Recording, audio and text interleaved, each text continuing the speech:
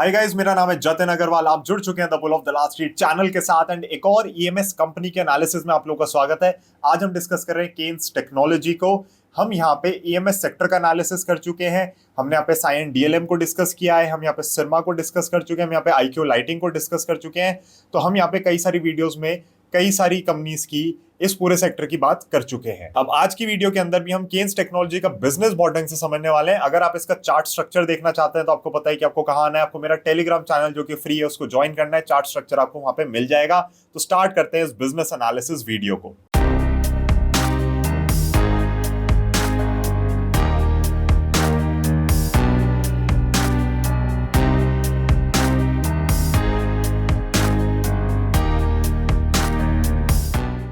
Keynes technology start हुई थी 2008 में and in fact this is a leading end to end solutions provider and IoT solutions provider. तो ये जो आईओटी टर्म हो जाती है ना, जब मैं केन्स टेक्नोलॉजी की बात करूंगा तो आईओटी का हम जिक्र बहुत बार करेंगे because this is something that is unique to this EMS company. तो इसको ढंग से समझना आपको जरूरी हो जाएगा। अब जब हम केन्स टेक्नोलॉजी के बिजनेस वर्टिकल्स की बात करते हैं ना, तो उसके अंदर आपका हो जाता है पीसीबीए का वर्टिकल, उसके अंदर आपका हो जाता है बॉक्स बिल्ड्स का वर्टिकल, उसके अंदर आपका हो जाता है एक ओडीएम का मिक्स, उसके अंदर आपका आ जाता है product engineering and IoT solution जो कि इंडस्ट्रियल और कस्टमर सेगमेंट्स की ओर फोकस करते हैं। अब मैं आपको ये जो सेगमेंट्स हैं वो ढंग से समझा देता हूं। तो बॉक्स बिल्ड्स, अगर आपने पुरानी वीडियो देखी है, अलग अलग बिजनेसेस मेरे जो है रिव्यू हुए हैं ईएमएस के, वो देखे हैं तो आपको समझ आ गया होगा अब तक है क्या। बट अगर आप केन्स ही देख रहे हो तो मैंने कहा बता देते हैं आपको। बॉक्स बिल्ड बेसिकली क्या होता है कि मान लो सर्किट बोर्ड्स बन गए, सब कुछ बन गया है, राइट। अब वो कहीं ना कहीं हाउस होंगे ना, उनको कहीं ना कहीं असेंबल करना पड़ेगा आपको ढंग से।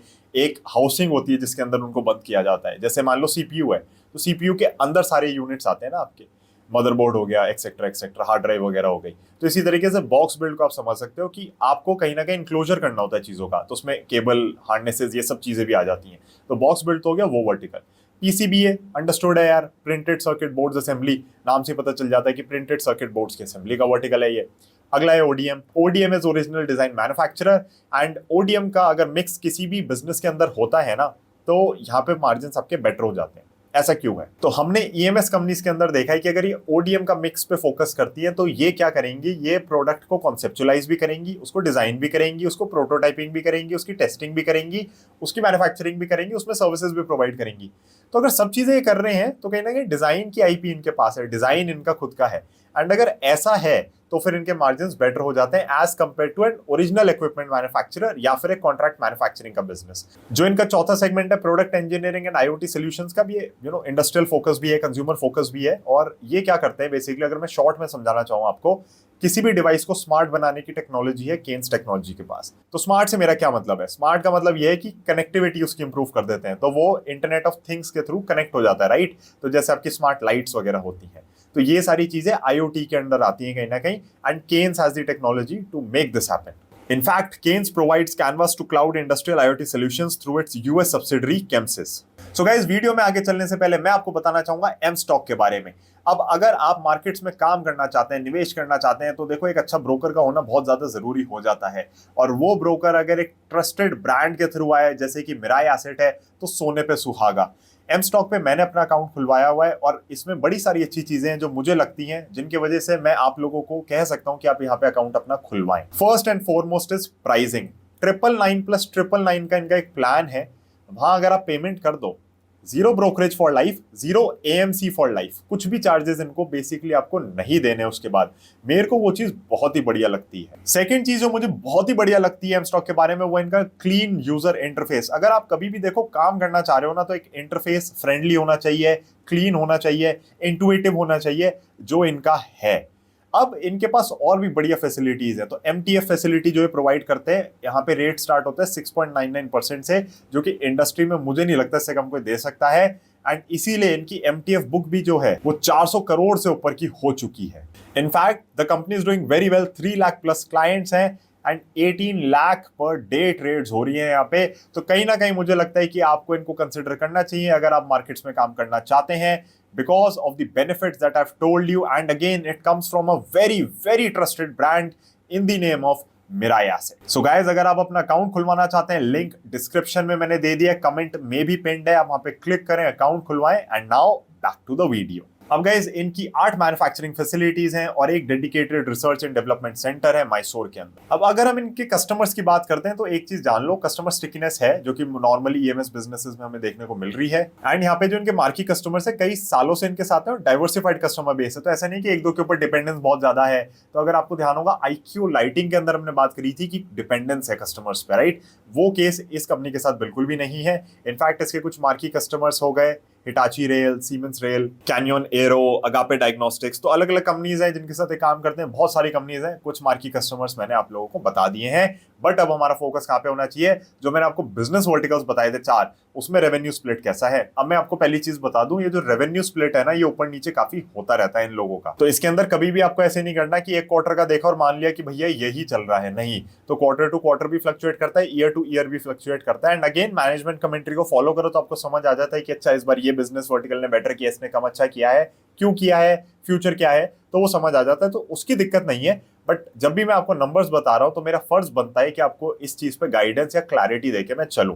सो क्वार्टर 1 FY24 की जब हम बात करते हैं तो इनके जो वर्टिकल्स में स्प्लिट था वो था, बॉक्स बिल्ड से आया था 34% रेवेन्यू, पीसीबीए से 57%, ओडीएम से 4% और प्रोडक्ट इंजीनियरिंग एंड आईओटी से 5%। अब मेजरली ये लोग जिन इंडस्ट्रीज को केटर करते हैं वो आपकी हो जाती हैं automotive, industrial, railways, medical, aerospace and defence, right? तो कहीं ना कहीं इंडस्ट्रीज को अच्छे से केटर कर रहे हैं, डाइवर्सिफाइड है इंडस्ट्रीज के मामले में भी।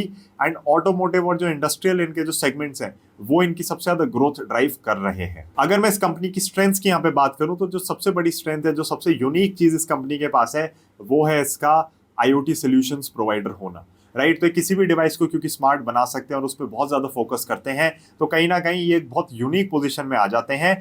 हालांकि ईएमएस कंपनी के लिए चीज यूनिक है, मैं कहीं ना कहीं कहना चाहूंगा ये वर्टिकल बहुत ही ज्यादा क्लैश होता है टाटा एलएक्सी के बिजनेस वर्टिकल से। एलटीटीएस के पास भी सिमिलर डिविजन्स हैं एंड टाटा टेक्नोलॉजीज जो भी लिस्ट नहीं हुआ है उसके पास भी सिमिलर डिविजन्स हैं। जब वो आईओटी डिवाइसेस के ऊपर ढंग से फोकस करते हैं तो हमने देखा है कि वो भी किस तरीके से अलग अलग चीजों को स्मार्ट बनाने की कोशिश करते हैं या उनकी कनेक्टिविटी लाते हैं ताकि वो जो सेंसर्स हैं वो डेटा गैदर कर सके एंड प्रोडक्ट में ये लोग इंप्रूवमेंट ला सके। नेक्स्ट जो स्ट्रेंथ है वो कस्टमर्स इनके हैं स्ट्रेंथ। ऑफ कोर्स अगर आपके पास एक ऐसा क्लाइंट बेस है जो डाइवर्सिफाइड है, जो आपके साथ जुड़ा हुआ है, जो आपके साथ कई सालों से हैं एंड आपको छोड़ के नहीं जा रहे हैं एंड आप में ट्रस्ट दिखा रहे हैं, so that becomes a very very big strength for any business, because recurring revenue बहुत जरूरी है इन कंपनीज के लिए एंड वो इनको यहाँ से आता है। नेक्स्ट स्ट्रेंथ इनकी हो जाती है डाइवर्सिफाइड बिजनेस मॉडल, अलग अलग जगहों पे। इनफैक्ट आईओटी तो मैं आपको कह रहा हूँ इनके लिए यूनिक चीज है।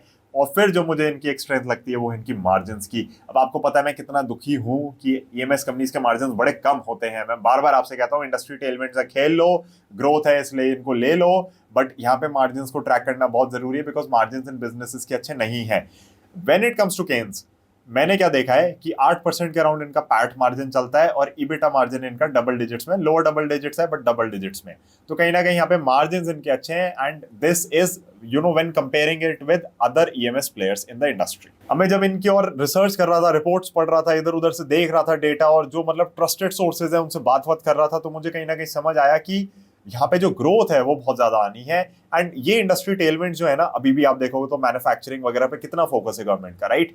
तो यहाँ पे जो इंडस्ट्री टेलमेंट्स हैं वो बहुत अच्छे से वर्क कर सकते हैं इस कंपनी के फेवर में भी। इनफैक्ट यहाँ पे भी अगर आप ग्रोथ देखना चाह रहे हैं तो 30% से ऊपर की आपको ग्रोथ दिखनी चाहिए रेवेन्यू के नंबर्स में, which is very very significant. इसीलिए हमने कहीं ना कहीं देखा है कंपनी की जो परफॉर्मेंस आई है मार्केट्स में वो बिल्कुल ही अलग आई है एंड इसका चार्ट स्ट्रक्चर इसलिए देखना जरूरी हो जाता है। और वो आपको कहाँ मिलेगा? वो आपको मिलेगा टेलीग्राम चैनल के ऊपर। सो गाइस, इस कंपनी में मुझे कई सारी चीजें अच्छी लगी, वो मैं आपसे डिस्कस कर चुका हूँ। ये यूनिकली पोजीशन कहाँ पे आईओटी सॉल्यूशंस के लिए वो भी मैं आपसे डिस्कस कर चुका हूँ। इनके बिजनेस वर्टिकल्स क्या है 4, वो भी मैं आपसे डिस्कस कर चुका हूँ। तो बिजनेस आप समझ गए हो ढंग से।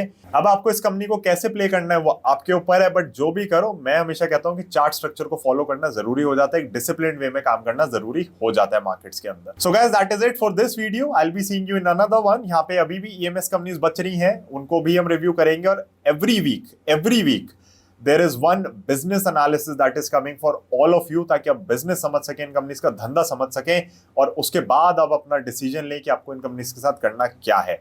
सो thank you so much for watching this one. I will be seeing you in the next one. Bye bye and जय हिंद। Investments in securities markets are subject to market risks. Read all the related documents carefully before investing.